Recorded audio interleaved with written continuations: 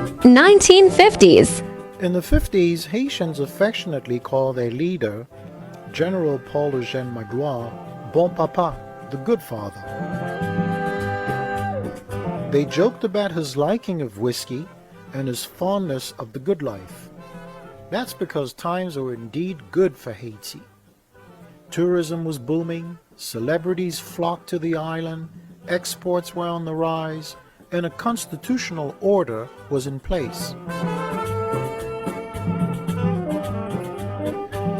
General Magloire was also good publicity for his country. He went on a world tour and was received at the White House by President Dwight D. Eisenhower. He got to address the U.S. Congress and was the first black man ever to do so. On a visit to West Point, he passed the troops in review and even made the cover of Time magazine. He was received by the Queen of England, made a trip to Jamaica, and proudly returned home on a British warship.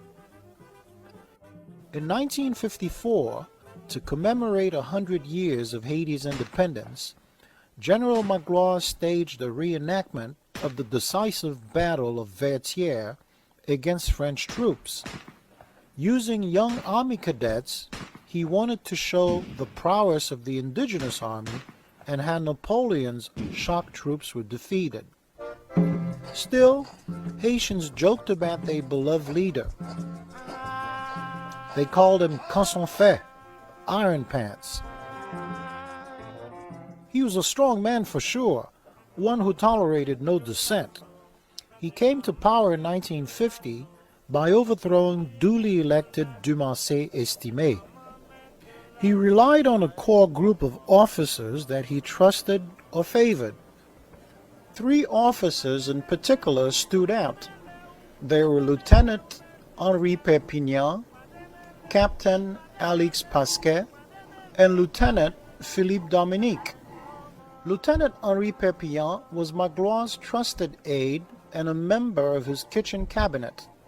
Perpignan was a little sloven. He was a little guy and relaxed and smoked and a taffeteur drank, liked to drink, and was very, very intelligent.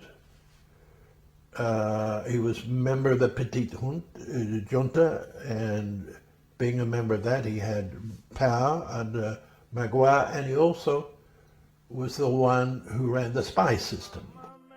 Others remember him as a chain smoker and a family man who had fathered 11 kids.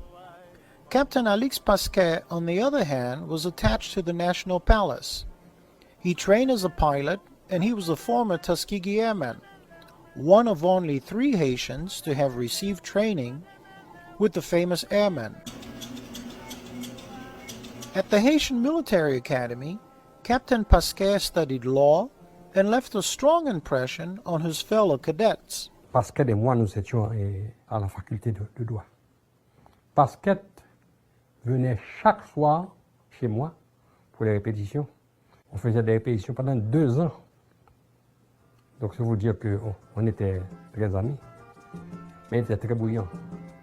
An able sportsman, he was also remembered as a skillful and aggressive football player. Lieutenant Philippe Dominique was Captain Pasquet's brother-in-law. A professional soldier, he received training at Fort Benning, Georgia, and also spent a year in training at the prestigious French Cavalry School of Saumur. An elegant officer, he was thought to be an idealist with a strong sense of duty to country. As Magloire himself was an avid horseman, he picked Dominique to run the equestrian school of the army. Dominique and Pasquet were both, you know, you could see them, they were soldiers, and they dressed like soldiers, and they acted like, you know, officers of a regular army. Les 3 étaient des privilégiés sur le gouvernement de Paul Magloire.